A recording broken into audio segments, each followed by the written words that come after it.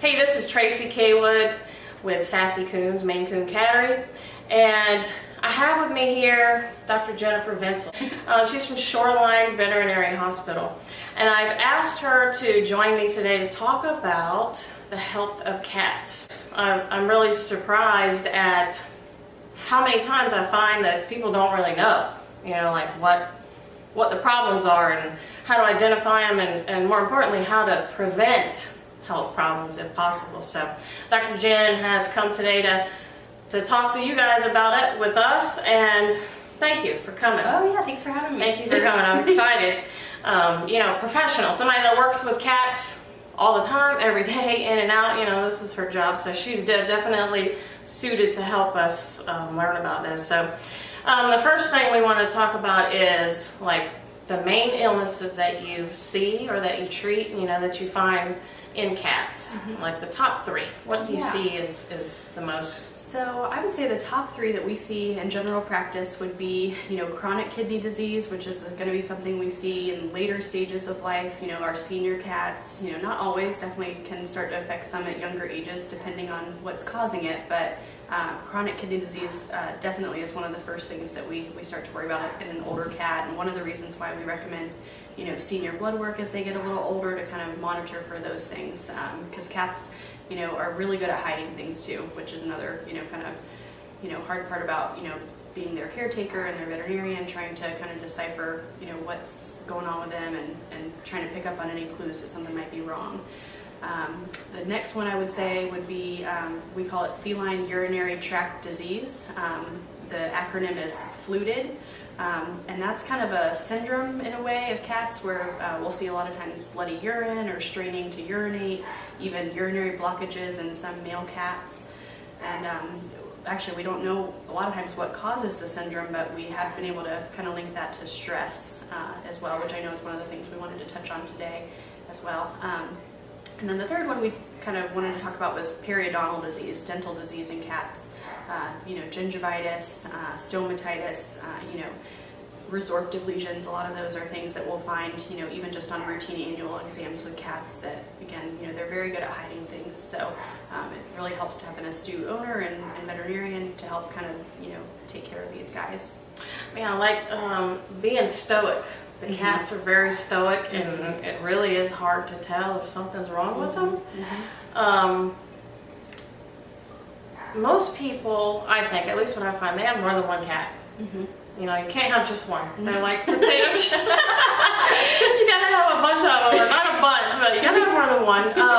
If you're looking for like the kidney problem, the kidney disease, how do you think, how do we identify if somebody is having a problem if we have more than one cat? Yeah, and a lot of it starts at home, owners, paying attention and cluing in on a lot of these things. So, with kidney disease particularly, changes in thirst would be one of the first things you might notice. An increase in thirst typically is what we would see. And then in turn, also increasing, trips to the litter boxes. You might notice that the urine clumps are larger or different than maybe what you've seen before. And then vomiting is actually one of the number one signs of kidney disease as well. And sometimes with cat owners we kind of get into a mindset of, cats just vomit, but that's probably not necessarily true, that's just a normal thing for a cat. And especially in an older cat, if you're noticing more than just a hairball every now and then, that's reason for concern. And I think the third one that I would watch for would be weight loss, which again, hard to tell if you're seeing your cat every single day, but routine annual visits help with that, where we'll weigh a cat, 1 year, and the next year they're, a pound or two lighter. That's another big clue that we might be having a problem. What about like urinating outside the box? So that one, they definitely, anything that makes a cat urinate more than normal. So, there's a long list of reasons why we might see that, including, the lower urinary tract syndrome we were talking about earlier, cystitis, anything that makes you drink more, kidney disease, diabetes, hyperthyroidism, definitely can be, there can definitely be medical problems. Certainly sometimes behavioral too, but I always say I never like to chalk something up to a behavioral issue without ruling out, the medical everything else causes first. And stress, like you said, is a big one. And there's a lot of good information out there about, litter boxes and having, one of the rules of thumb is 1 litter box per cat plus 1 to try to help minimize stress in the home, especially in a multi-cat household. And so yeah, urinating outside the box can definitely be indicative of, not only a stress problem, but also, a medical problem for sure. I want to talk about stress like at the end, Okay. because it's, anytime I Google anything, Mm-hmm. Google, Mm-hmm. stress is always like one of the indicators, it's one of the causes, of a problem with a cat. Mm-hmm. And stress can be caused by so many different things. Mm-hmm. So I want to talk about stress definitely at the end, because that's something I think we can't see. Mm-hmm. I just don't think we can see stress in a cat. So, Mm-hmm. all right. So with the illnesses that you did talk about, and you mentioned, for the kidney issue, what we can look for, but what are some things we could look for to say, hey, something's wrong with my cat, I should take him to the vet and see what's going on. So I think some of the top ones would be, any changes. Those are the big ones. Being in tune with your cat. I always tell people owners know their cat best, and so if you're noticing, hey, Omega didn't eat his breakfast this morning, as fast as he normally did, or he, is not going to the litter box as often as he used to, or he's going there more often than he used to, or his stools seem more firm or soft, picking up on those little clues. When you're petting your cat, if you're noticing that, you can kind of feel their ribs or spine a little bit more prominently than maybe you used to. So just a change. Any changes? Change is the big one, because, they all kind of have their different routines, and, what's normal might be slightly different, between cats. And that gets kind of hard when you have more than one cat, like you said, because if you've got a couple litter boxes and everybody's kind of going in and out, it can be really hard to tell, who's doing what. Yeah. And, we battle that a lot too, and, and when we have pets come in, owners are coming in and saying, I think that this is who's doing it, but I'm not sure. 100% sure. So, have you ever heard of like that litter that changes colors? If it's called, I'll have to send you the information. It's called Pretty Litter, I think. It's like supposed to indicate if somebody has a problem. Oh, I haven't seen that. I wonder if you had seen that. Like turns red if they have a urinary issue. No, that would be really helpful. Because it is hard to see blood in the urine, or blood in the litter box too. A lot of times it's not until they actually go outside of the litter box, on a blanket or on a bed or on the floor that you might actually be able to notice that. So. All right, what about healthy cat?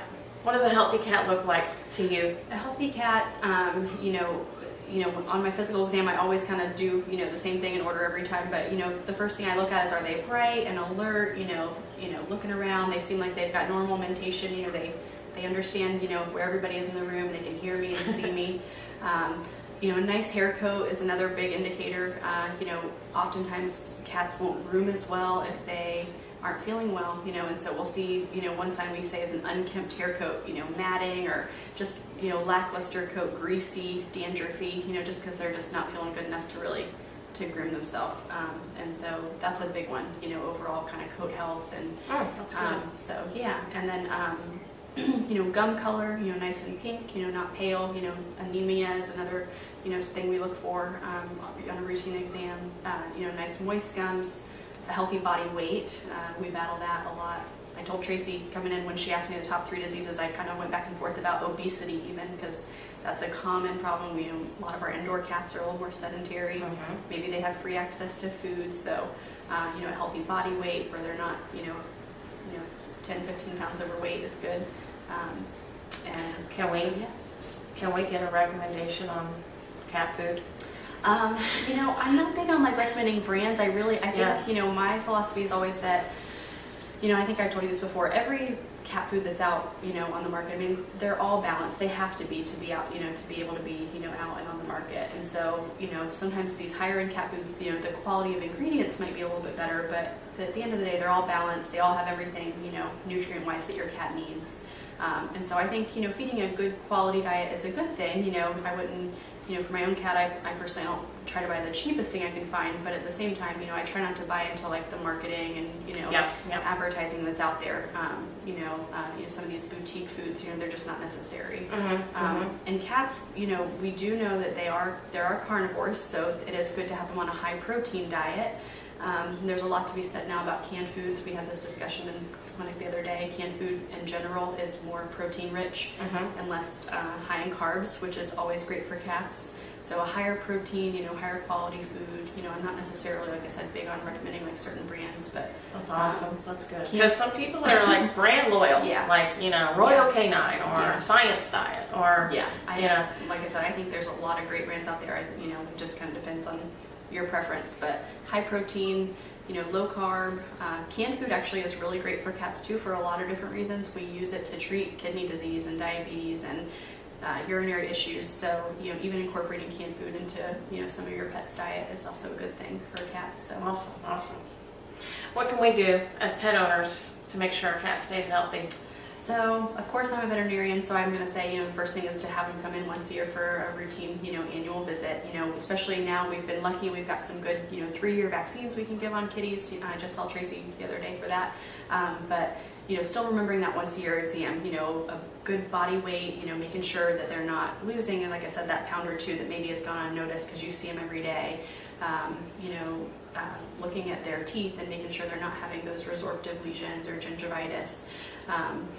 Looking at their, overall coat health and all that kind of stuff. So just the annual visit, I think, is important, even if they're not necessarily getting a vaccine that day.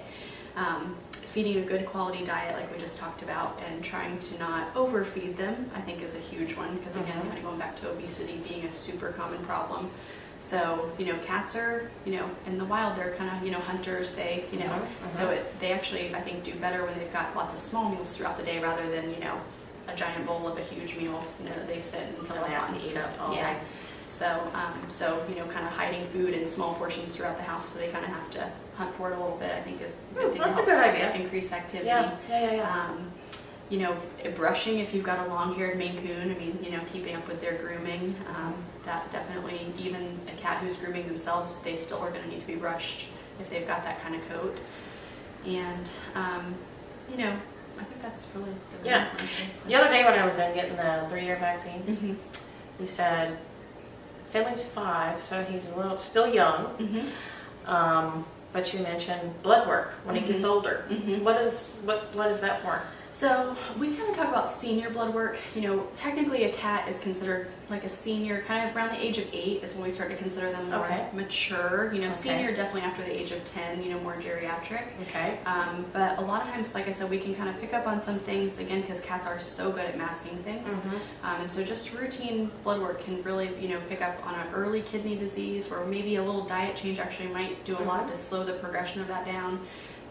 Looking at their thyroid level, that's another one that can be easily masked by a cat, and looking at their urine to make sure that it's not bloody, again, because you have such a hard time seeing that sometimes in the litter.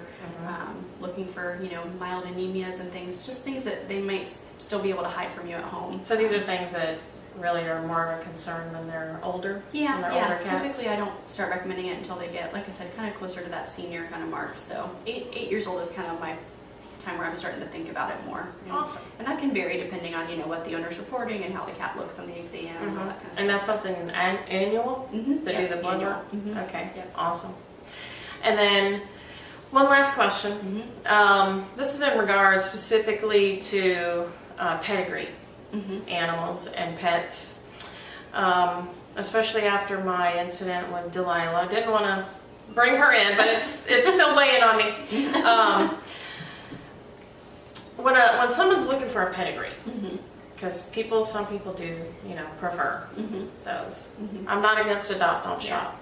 Well, we have breeds that we love, and we're lucky we have people to, give us those breeds. So people, they shop for kittens or puppies, and they don't really know what kind of health lines the kittens are coming from or the puppies are coming from.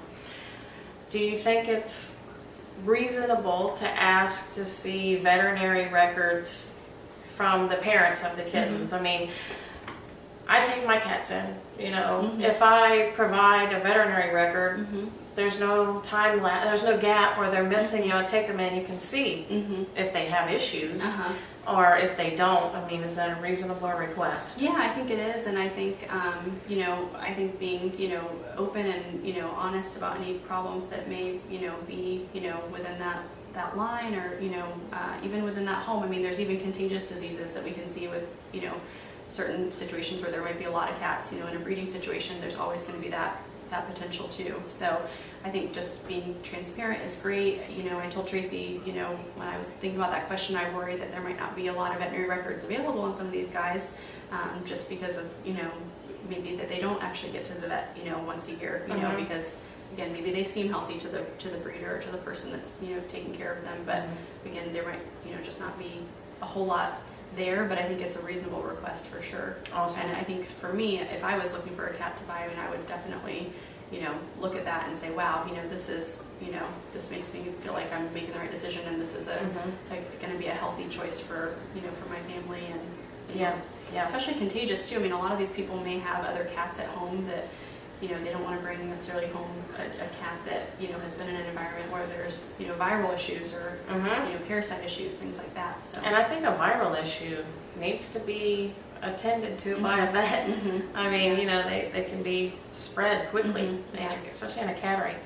And then the stress. I said it was the last question. Yeah. I lied. Stress is a good one. Yeah, so the stress, because it's so hard to tell if a cat is stressed out. And like I said, everything I look up, you know, I'm researching, stress is always like a contributor to negative health on a cat. And we can't tell when they're stressed out. But there's certainly situations that make them stressed out.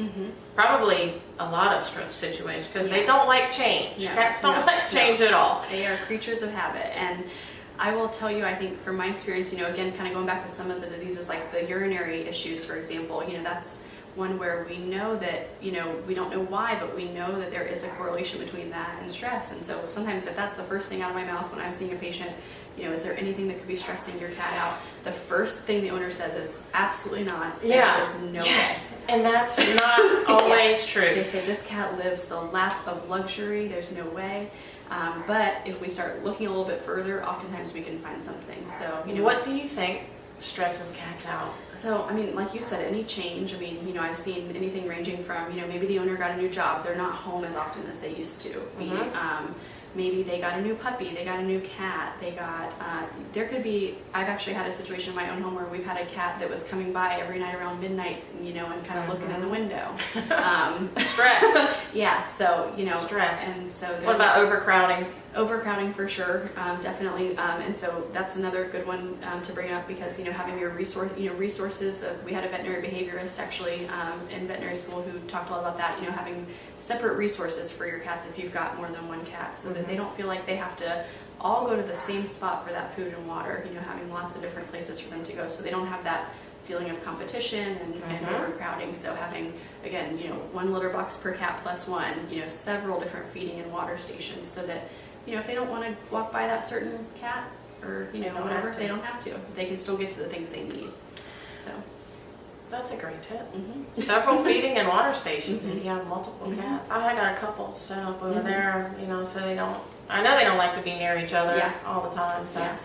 What about traveling in a car? So traveling in a car, definitely. Even just the cat carrier, you know, that if you do have to take your cat somewhere, we talk a lot about leaving the cat carrier out for a few days, maybe before you're going to go on the trip. Because a lot of times, you know, we keep those things stored away. They're in the garage, and the only time you take that cat carrier out is when you're about to take them to the vet or on, and you know, stress them out. Trip. And so the second they see it, you know, the stress is there. But we can't see it. But you can't see it. But they see that and they know. I mean, cats are really smart. So yeah. So yeah. Wow, good stuff. Good information. Thank you. I mean, this is like information that just isn't all in one spot. It's hard to find. Yeah. So well, I think you asked a lot of really good questions. I think these are a lot of the important things about, you know, general health and things for cats. Yeah. So I thank you so much for welcome. for coming and doing it with me. You're welcome. Thanks, Dr. Jen. Thanks.